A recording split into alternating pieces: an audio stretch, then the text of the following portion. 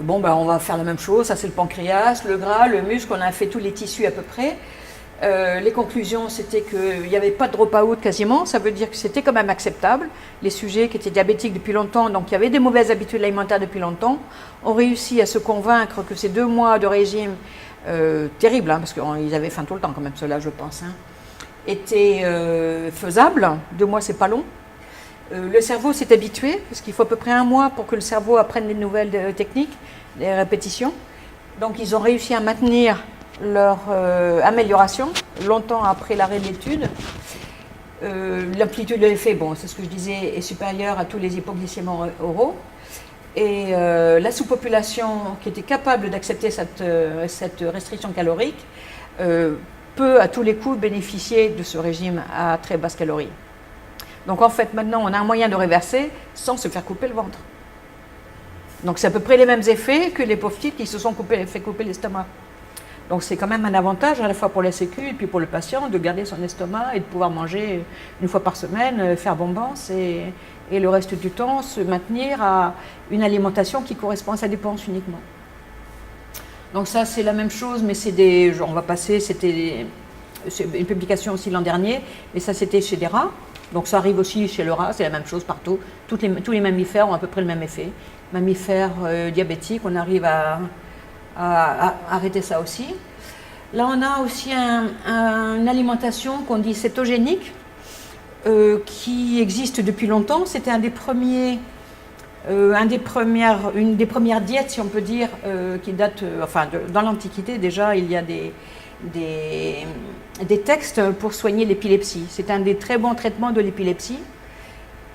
Pareil, quand des épilepsies sont résistantes aux antiépileptiques, on met les enfants, c'est souvent des enfants, on les met sous régime cétogénique où on va remplacer la source d'énergie de la cellule, qui est le glucose normalement, par des corps cétoniques. Alors, voilà, donc maintenant il y a beaucoup de variantes. Alors, attends, je vais t'en dire ça tout de suite. Attends, elles sont là, je crois. Je ne sais pas où je les ai marquées, mais je les ai marquées quelque part. Bêta-hydroxybutyrate, acéto-acétate et acétone. Ça, c'est l'ensemble des corps cétoniques. Non, on ne la voit pas, mais on la fabrique. Non, c'est le foie qui la fabrique. Tu manges du gras, ton foie fabrique des corps cétoniques qui se répandent, qui sont éliminés dans les urines. L'urine sont l'acétone, quand tu es en régime cétogénique. Et c'est génial parce que moi, on faisait pendant un temps des régimes l'Atkins, par exemple, qui diminue la quantité de glucides. Dès que tu n'as plus de glycogène, tu n'as pas mangé de glucides pendant 3 jours, tu n'as plus de glycogène dans le foie ni dans les muscles, tu commences à manger du gras. Et quand on mange le gras, on produit de l'acétone qui est éliminé par les urines. Et ça, on le repère assez facilement à l'odeur.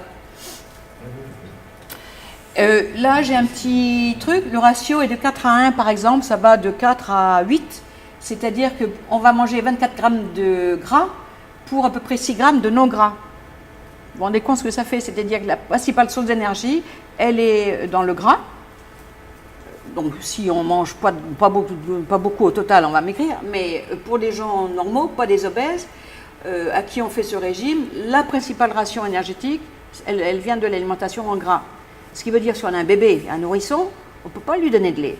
Le lait, c'est plein de sucre, 35 grammes par litre, à peu près. Donc on ne peut pas. Donc ceux-là, on va faire des biberons à la crème fraîche, ou des biberons au gras avec de l'eau. Et puis on met un peu de vanille pour faire passer le truc. Il y a beaucoup d'intérêt pour ces régimes cétoniques, parce qu'on s'est rendu compte qu'en Alzheimer, en Parkinson, même en sclérose latérale amyotrophique, les troubles autistiques, l'alimentation du cerveau en corps cétonique à la place du glucose permet de maintenir en vie les neurones, et les gens avec un Alzheimer déclinent moins vite que quand ils sont alimentés au glucose, puisque le glucose dans l'Alzheimer a tendance à ne pas pénétrer dans l'insuline.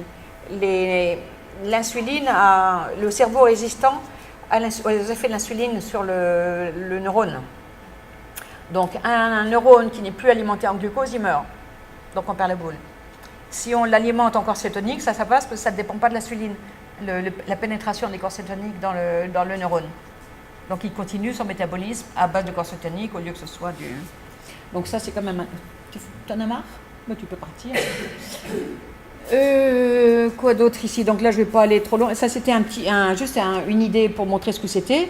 Un petit déjeuner, œufs, bacon, ça c'est pour un enfant, hein, à 1500 calories. œufs, bacon, crème fraîche, beurre et combien? 9 grammes de pommes. C'est un petit morceau de pomme. Ça, c'est pour le plaisir. Quasiment rien qui contienne des glucides.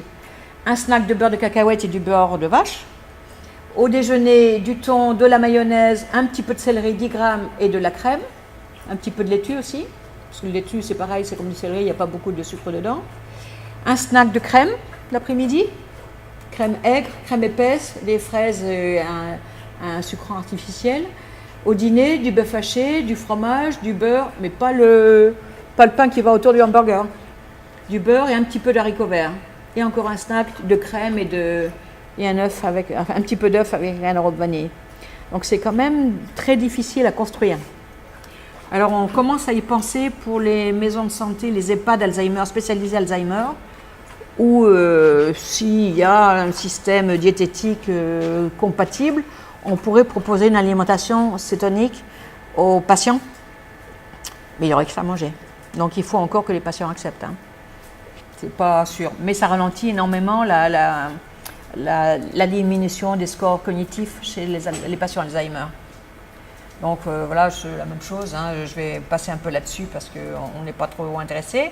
L'Atkins est aussi utilisé, le régime Atkins, où on a une baisse très importante des glucides. Aussi été utilisé sur des patients obèses avec un diabète de type 2 qui est hospitalisé. Ça, c'est l'étude Baudet de 2005. Donc là, c'est pareil. La plupart des patients ont régularisé une grosse partie de leur diabète. L'hémoglobine glyquée est diminuée. Les profils de glucose sont normalisés. La sensibilité à l'insuline a augmenté 64%. Les triglycérides ont diminué. Enfin, bon, tout va dans le même sens. Et là, c'est l'Atkins, il est vraiment spécialisé sur l'apport glycémique. Mais une chose dont ils se sont rendus compte dans cette étude, c'est que la ration calorique est passée spontanément de 3000 calories à 2000 par jour. C'est-à-dire qu'ils n'avaient pas de restriction, les patients. Ils mangeaient tant qu'ils voulaient, dans cette étude. Il n'y avait pas du tout de restriction calorique. Mais juste leur supprimer les sucres de l'alimentation fait qu'ils ont diminué leur alimentation. Ce qui supporte encore l'hypothèse de l'addiction au sucre. Mais pas sucre saccharose, hein. Les sucres en général. Tout, oui, le pain, les patates, les pâtes, oui, tout ce qui contient des glucides, qui soient lents ou rapides. Il y a aussi quelque chose dont on parle beaucoup, en particulier pour la protection des cellules avant une chimiothérapie, ce sont les protocoles de jeûne. Ça, c'est le jeûne absolu, à peu près. Alors, il n'est pas tout à fait l'absolu dans le sens où on compense avec des minéraux pour éviter l'écran, pour éviter tout ça. Il y a des jeûnes qui sont intermittents et des jeûnes qui peuvent durer longtemps. Leur efficacité a été confirmée en essai clinique chez l'homme et chez l'animal. Donc là, c'est pareil. 3 jours de jeûne, moi j'ai lu une étude chez le rat, là j'ai oublié de mettre la référence, où ils n'ont rien mangé, ils ont seulement bu, les pauvres bêtes, mais ils ne se plaignaient pas. Les rats diabétiques normalisent immédiatement leur fonction pancréatique. C'est assez impressionnant. Il y a beaucoup de gens qui suggèrent de faire du jeûne, mais c'est beaucoup de pratiques un peu holistiques, des gens qui sont un peu des babas, qui vont vous faire des retraites dans le Luberon, voilà, en mangeant pas beaucoup, quoi. Je pense que pour un diabétique qui est hypertendu, qui est tout ça, il faut que ce soit encadré professionnellement, soit par des diététiciens, soit des nutritionnistes, quoi, plutôt. Et donc, on va résumer, hein, là c'est fini, parce que là, donc on voit un peu ce qui nous arrive, c'est qu'on est tous à risque. On n'a pas le choix, c'est pas une maladie, le diabète c'est vraiment une intoxication qui arrive quand on mange pendant longtemps trop par rapport à son activité physique. Les facteurs de risque, si on en a qui sont connus, donc le surpoids et une histoire familiale, il faut changer de mode de vie, absolument. Il n'y a pas tellement d'autres moyens, puisque les médicaments ne permettent pas de s'affranchir des effets du diabète et rajoutent des effets secondaires gigantesques. Le dépistage, il est facile, ça ne coûte rien. J'ai tout ce qu'il faut ici si vous avez envie qu'on essaye. Pour un diabète établi, donc qui dure depuis longtemps, vous aurez déjà des troubles de la vision, vous avez déjà des problèmes de neuropathie. Là, il va falloir quand même se soigner, au moins soigner les complications de votre diabète établi. Mais les mesures hygiéno-diététiques peuvent vous permettre de ne pas se rajouter des complications à ce qu'on a déjà acquis. Les thérapies médicamenteuses ou chirurgicales ont des risques très très importants, donc bien sûr à la fois pour le patient et pour la société. Et si on choisit de changer de mode de vie parce qu'on sait qu'on a une addiction à la nourriture, mais alors il faut se faire aider comme pour les traitements de l'addiction. Et c'est très difficile de le faire tout seul. La plupart des gens, c'est comme d'arrêter de fumer, c'est compliqué. Arrêter les addictions, il y a beaucoup de gens qui arrêtent l'héroïne, pas l'héroïne, mais la cocaïne, disons, et remplacent ça par l'alcool. Et après, ils remplacent l'alcool par fumer, le tabac. Et puis on remplace le tabac par autre chose. Et puis finalement, on s'arrête s'ils arrivent à trouver le moyen de s'arrêter. Mais c'est une évolution personnelle dure de changer de mode de vie alimentaire. Parce qu'on a tous besoin de manger quand même. On n'a pas tous besoin de cocaïne, ni de tabac, ni de boire de l'alcool. Mais manger, on mange tous. Donc se séparer d'une addiction, quand on est obligé de continuer à manger, c'est très dur. Mais il n'y a pas d'autre remède que changer l'alimentation. Et voilà, vous savez tout. C'était long, hein? On a commencé tard. Ah non, mais c'était très bien. J'ai fait un peu le tour, hein? Je crois que ça sert à rien. Ça sert à rien. Et tout ce qu'on rajoute, c'est toujours en trop. Ça vit des aspartames, des saloperies. C'est des saloperies, tout ça. C'est des saloperies. Alors les trucs, moi j'ai une cousine qui est diabétique. Elle me disait, moi je mets du sirop d'agave. Mais tout ça, ça augmente la ration calorique. Tu mets un bout de banane, ça suffit à sucrer. Tu mets des framboises, c'est vachement bon. Tu oublies que c'est pas sucré. Tu t'habitues à manger un petit peu de yaourt avec des framboises, avec des fraises. Les fraises, elles sont délicieuses. Il n'y a pas besoin de mettre du sucre ou du miel sur les fraises. Avec ma petite fille, elle les trempe dans le miel jusqu'au doigt. Mais pour l'instant, ça va. Mais je pense que c'est vraiment une manière de voir notre alimentation. Pour ceux qui sont assez âgés, on peut se souvenir de nos parents et grands-parents, où on mangeait beaucoup moins quand même. Les grands-mères, elles n'étaient pas obèses avant. Et c'était rare, les obèses. Oui, mais ça, c'est un niveau physique beaucoup plus important aussi. Elles travaillaient, c'est ça. Oui. C'est ça un peu le problème de l'étude de Taylor, l'étude de Newcastle, c'est qu'ils ont adapté l'alimentation au métabolisme de base, si on peut dire, de chaque individu. Alors là, depuis que j'ai commencé à rédiger cette conférence, je me suis dit, je vais essayer, moi qui sais qu'à 1000 calories, je grossis, je me suis calée à 900. Depuis donc maintenant 3 semaines que j'écris. J'ai perdu 4 kilos. Bah, je suis très contente, Annie, merci. Non, mais c'est ça. Et c'est pas du tout une ration calorique normale pour une mamie de mon poids et de mon âge. Je pense qu'autour de 1500, la plupart des gens s'en portent bien. Pour les femmes et avec une activité physique moyenne. Mais vu que je ne marche pas depuis assez longtemps, bah, il faut réduire. Il faut réduire en fonction de ce qu'on fait. Et j'ai une amie qui est gériatre, qui est paraplégique et qui travaille encore, qui a à peu près mon âge, et qui fait des marathons en nageant, qui a créé une association qui vole, vous voyez, voilà, comme ça. Mais elle ne vit pas avec son mari parce qu'elle ne peut pas manger avec lui. Elle dit, on est mariés, on couche ensemble, mais on a 2 maisons différentes, on ne mange jamais ensemble. Et elle fait, je dirais, 45 kilos. Mais à 45 kilos, elle monte dans son avion toute seule au 1000. Elle grimpe sur l'aile, elle attrape son fauteuil roulant, le fout dans l'avion, elle l'enjambe. Moi, il me faut de l'aide pour monter dans son avion. Je suis bien trop lourde. Elle fait tout, elle fait beaucoup de choses. Elle traverse les temps de berre à la nage. Elle n'a aucun gras, rien du tout. Et elle a des muscles que sur le torse et les bras. Parce qu'elle s'est cassé le dos. Et elle est médecin, elle travaille dans les maisons de retraite partout à Aix, où elle est gériatre, elle s'occupe d'Alzheimer. On s'est connus à un congrès Alzheimer. Attends, bourré dans cette tonne, c'est peut-être ça. C'est peut-être pour ça qu'elle se porte bien à nager là-bas. Non, je pense que c'est quand même un avantage d'être maigre. Mais c'est pas facile. Et puis, il y a quand même beaucoup d'incitation à manger. La télé, la pub, c'est que pour manger. C'est interdit pour le tabac, mais on continue de vous faire de la pub pour manger. Alors, manger, bouger, c'est des conneries. C'est bouger, manger qu'il faut faire. On devrait manger pour compenser ce qu'on a bougé. Mais le slogan de l'État, manger, bouger, c'est pas une bonne idée. Il y a un gros souci au niveau de l'industrie agroalimentaire. Si on s'attaque à des trusts, je vais vous le dire parce que je suis dans la partie, c'est abominable ce qu'ils peuvent mettre, des sucres cachés partout. Ben oui, parce que ça tente. Je vous donne juste un exemple. le pain, sachetté pour manger le matin. Vous savez ce qu'ils mettent dans la farine? L'amylase, qui est l'enzyme qui permet Oui. de Bah, dégrader de faire du sucre. l'amidon. Oui, de faire du sucre avec tout. Et c'est une amylase qui est thermostable. Ça veut dire qu'elle va rester à Elle a beau 60 cuire. degrés. Oui, c'est ça. Quand le boulanger met son pain dans le four, à 60 degrés, quand le pain est en train de cuire, elle dégrade énormément de sucre. Jusqu'à 20%, elle va libérer 20% de glucose. 20% de Pour ça que glucose c'est bon le pain. pour le pain que vous allez avaler le matin. Donc ça veut dire que dans la bouche, ce glucose-là va directement dans le sang. Il ne passe même pas par l'intestin, il va Oui, oui. directement dans le Ah oui. sang. Vous imaginez le diabétique qui mange ce pain le matin en disant « il est bon ». Parce qu'il a un petit goût de... Ben vous oui. savez, de... Et puis on s'habitue. Parce Plus que on la mange de réaction sucre, plus on en Maillard, veut. Ça fait une réaction de... Oui. Enfin, un goût qui est délicieux, qui sent bon. Ben Donc oui. on va en manger deux, on va en manger trois. Donc ça, c'est pour donner un exemple. Parler d'autres choses, c'est des amidons modifiés. Oui. Modifiés, c'est-à-dire gélatinisés ou extrudés. Oui. Là, il y a une forêt de pics quand on fait l'analyse. Oui. Le petit sucre, c'est le glucose avec deux molécules de glucose, maltose, Toute la chaîne. Donc tout ça s'accumule. Et ça rentre tout dans le cycle. hein.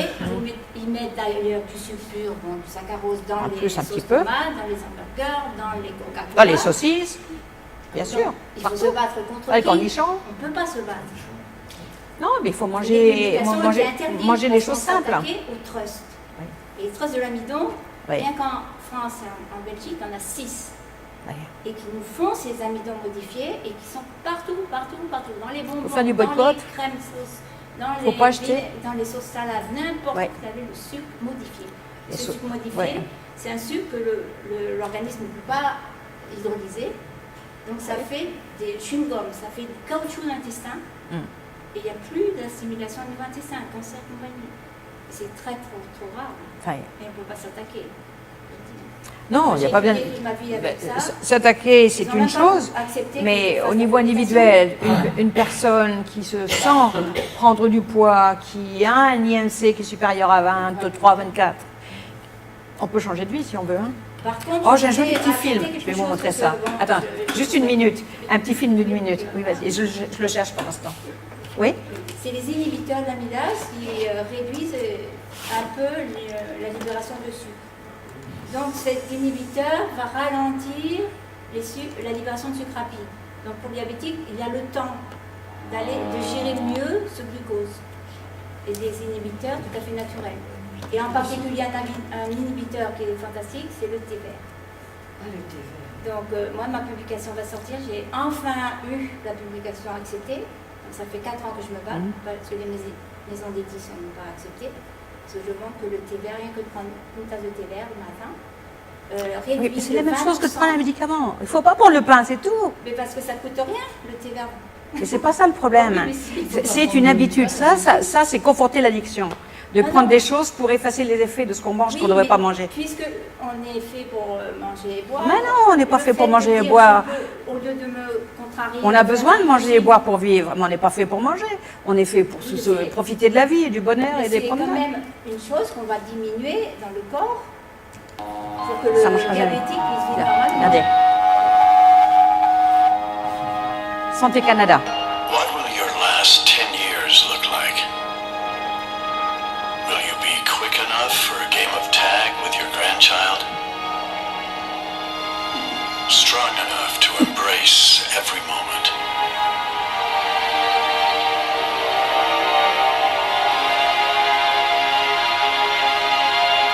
Will you grow old with vitality? Or get old with disease?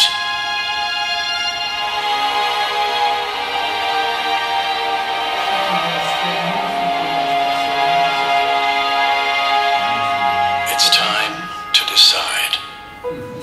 C'est vraiment une question de choix personnel. C'est ça. Et les Canadiens ont bien plus de succès que nous dans la prévention du passage à l'état diabétique, quand on est prédiabétique.